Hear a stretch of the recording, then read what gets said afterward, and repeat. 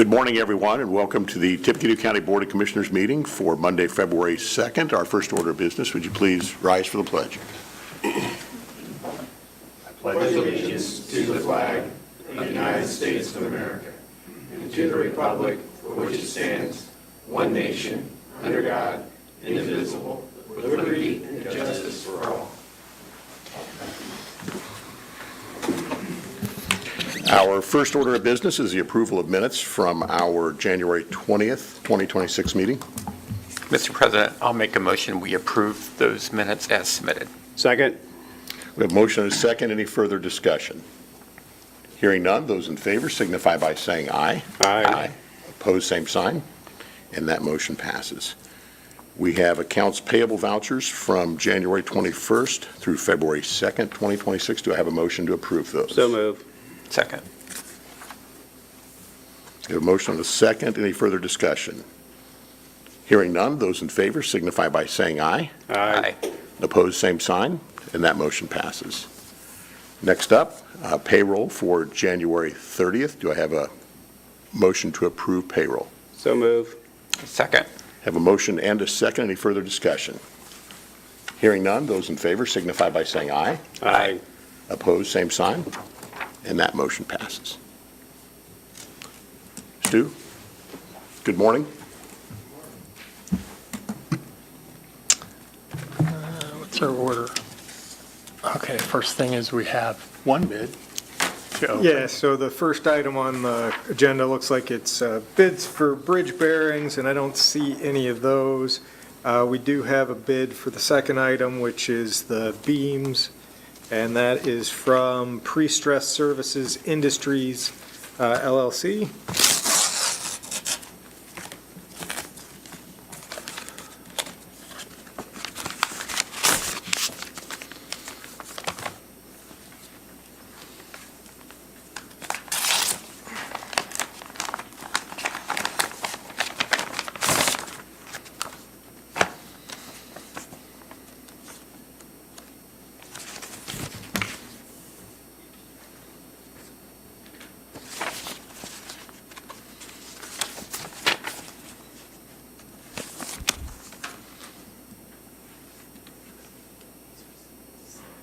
I believe the full bid is $178,829. See if I've got, that's the Form 96, is that the right amount? I'm not yet finding the itemized, but I'll go through it, but that sounds right. okay. Mr. President, I'll make a motion we take that bid under advisement. Second. Motion and second to take the bid under advisement. Any further discussion?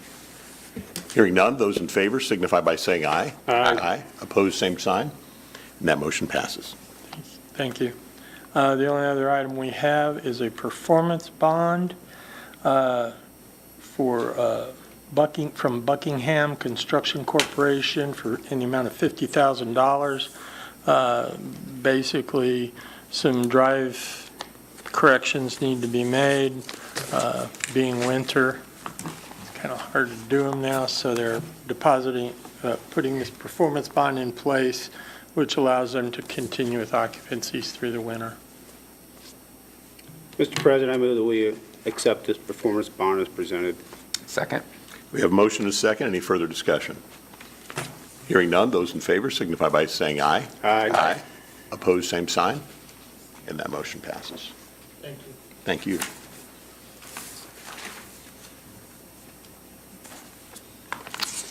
Community Corrections, Corey.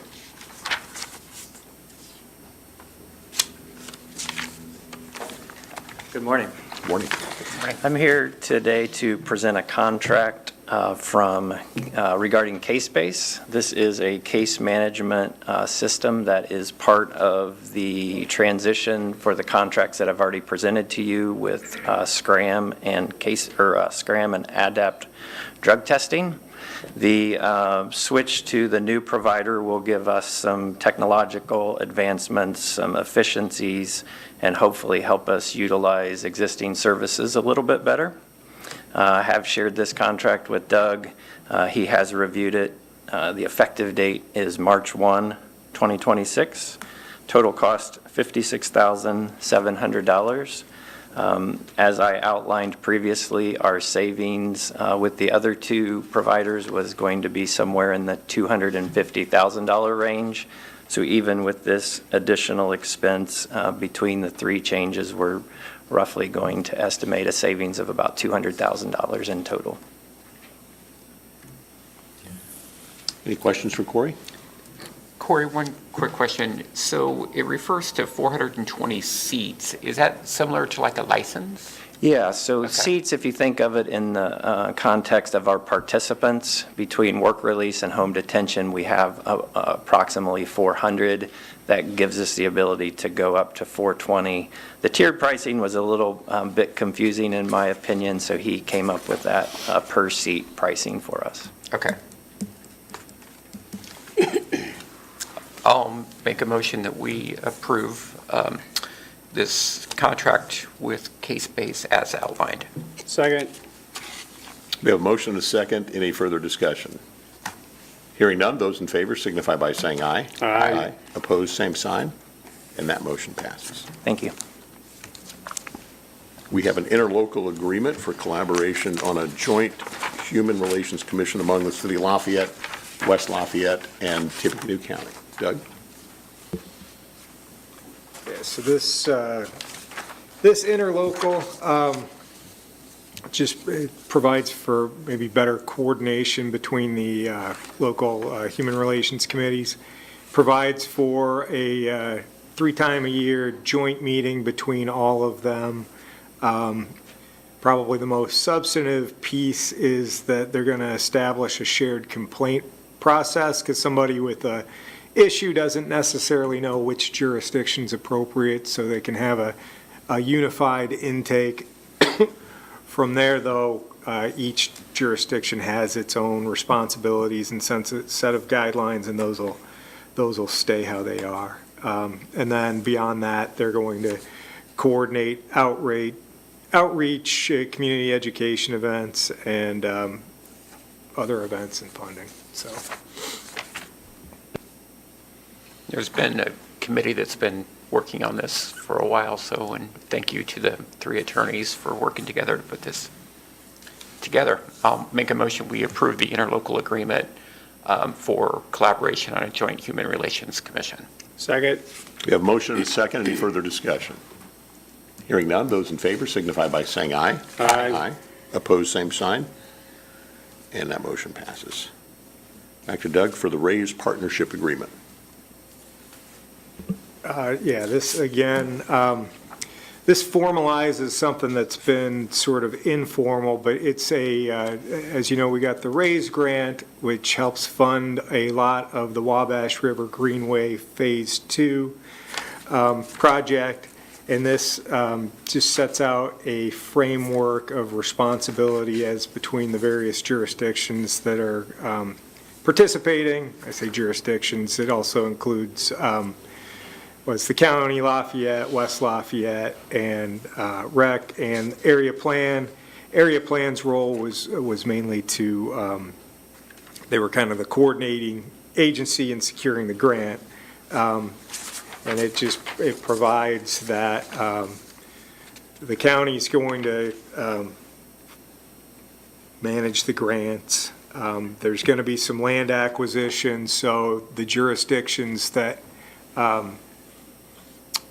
if any eminent domain's necessary, the jurisdiction involved is going to pursue the eminent domain. Everybody else is going to provide easements over their respective areas to the extent necessary to accommodate trails. And then there's just more general cooperation. They're going to share resources where they can. And each jurisdiction is going to be responsible for the maintenance of the project elements in their jurisdiction. Thank you, Doug.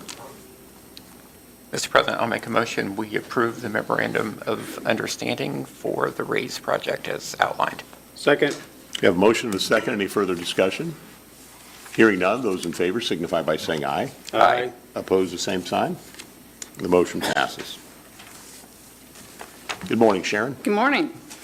I'd like to ask permission this morning to accept the grants on behalf of CASA.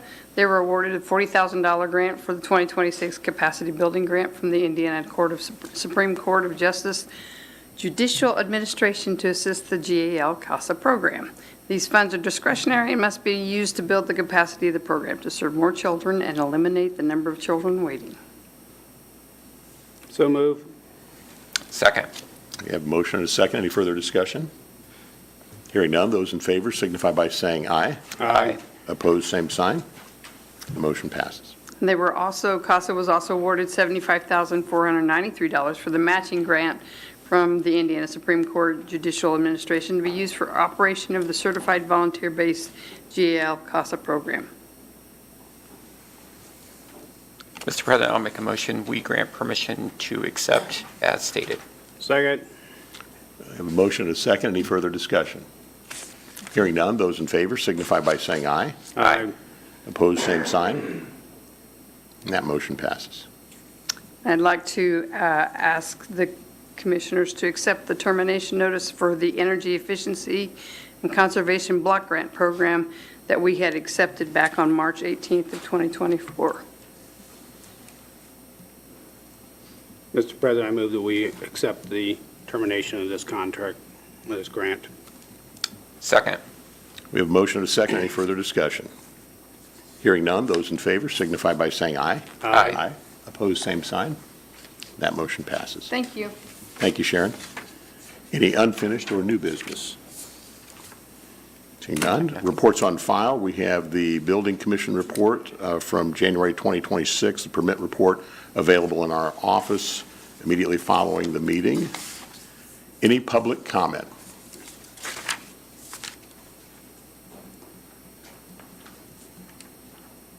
Good morning, everyone.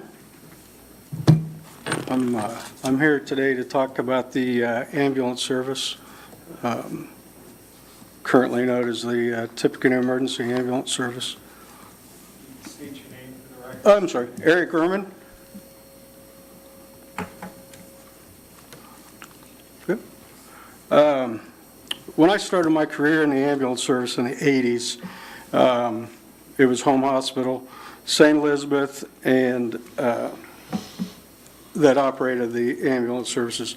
The commissioners bought the ambulances, insured the ambulances, two for each hospital for every couple of years.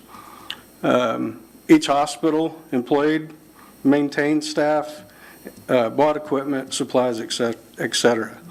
During these times, it was often said that somebody would have to die before there was a position open. That's because there was just next to no turnover. In the early 2000s, the hospitals merged. Not long after that, home hospital was closed, and St. E. was the only operator of the ambulance services. IU Health opened a hospital in 2008. They showed interest in providing ambulance services in Lafayette, but they were denied that opportunity. Sir, could we trade out the microphone? Maybe that, I noticed it went off, so maybe it's not charged? Battery went dead.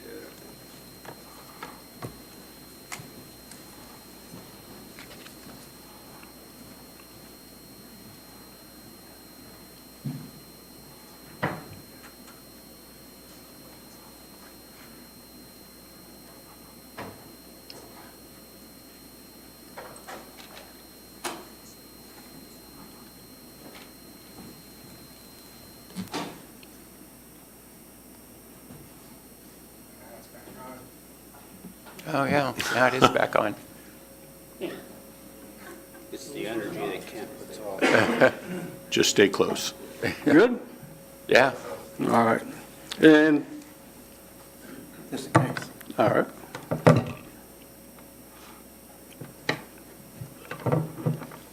What's the whistling sound coming from? All right, thank you. In 2011, Tippecanoe Emergency Ambulance Service was established by forming a board of directors with representatives from the Sisters of St. Francis, IU Health, and the Tippecanoe County Commissioners as full vote members. There are other minor voting members as well, but it's unclear exactly who those members are other than the city fire chiefs. Meetings are closed to the public.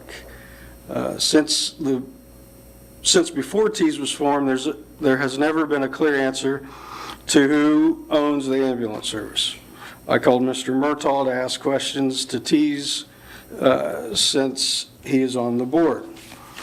Mr. Murtaugh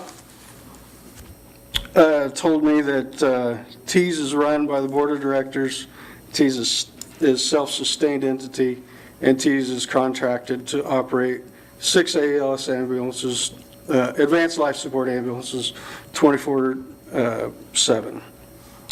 I asked if he would be surprised to find out that it is very common for only 3 ambulances on the street at a time, and out of those 6 members, only 1 paramedic. His response was, well, there is a paramedic shortage and sometimes ambulances are in the shop. The truth is, since the forming of TEAS, the management of this service has declined. Mass exodus of staff as recently as this last December/January, they have lost 6 paramedics.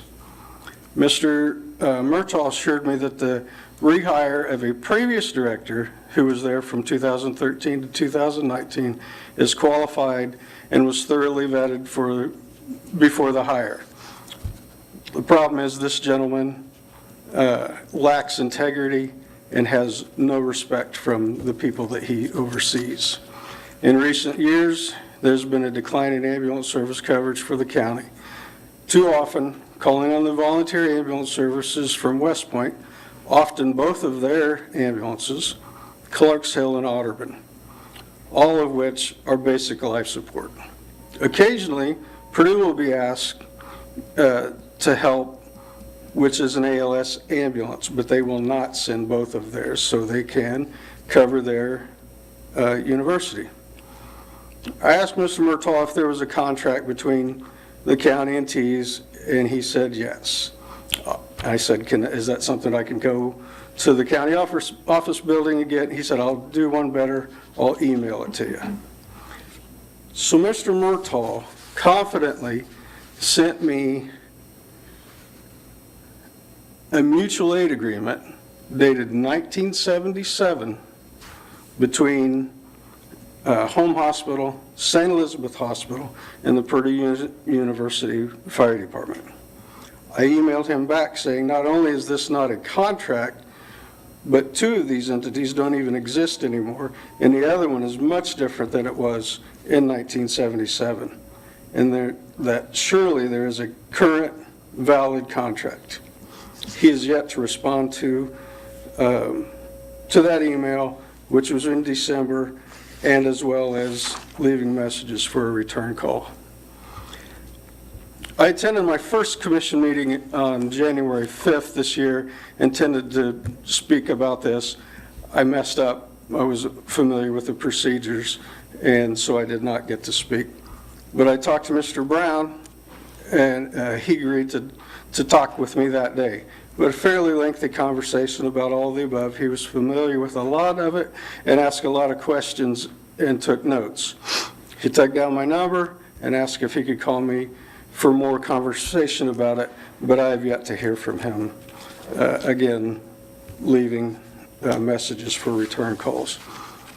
Ladies and gentlemen, this is what I found. TEAS was handed over to Franciscan Health. TEAS is owned and operated by Franciscan Health, including the ambulances.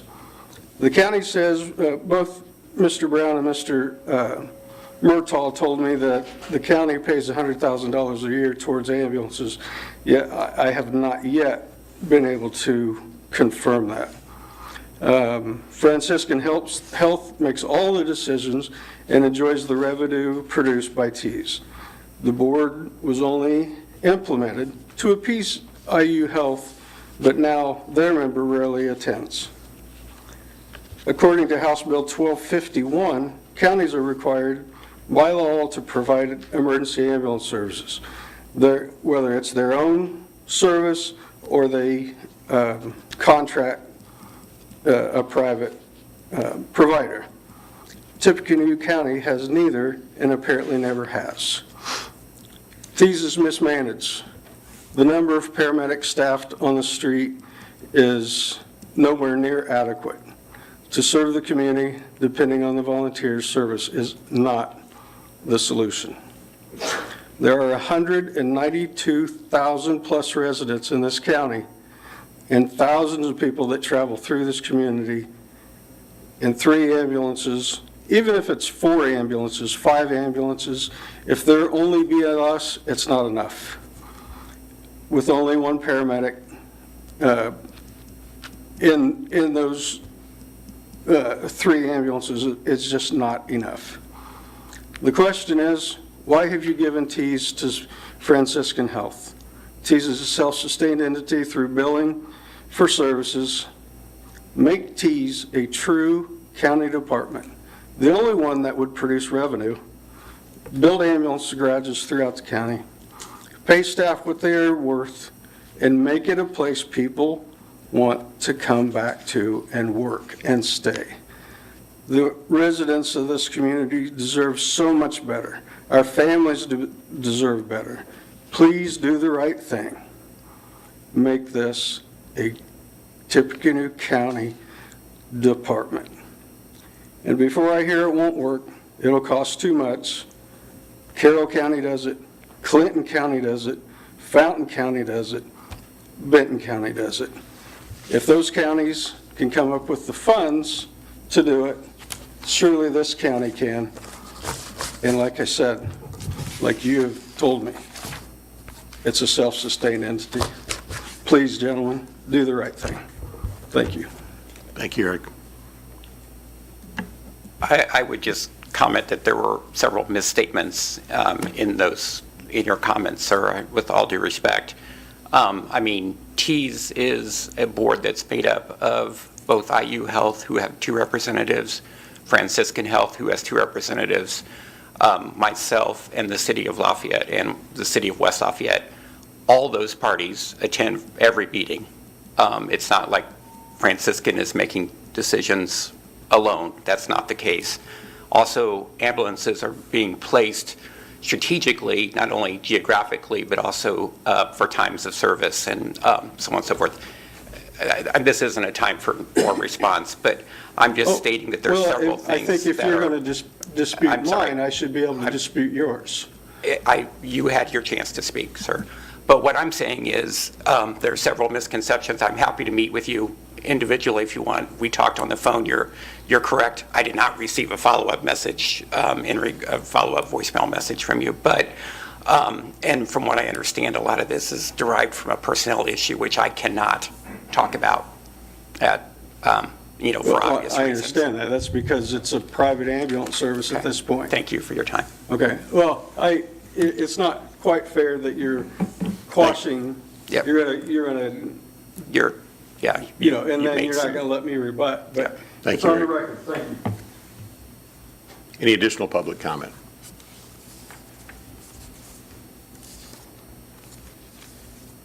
Morning, Eric. Hello, good morning, Commissioners. Eric Grossman.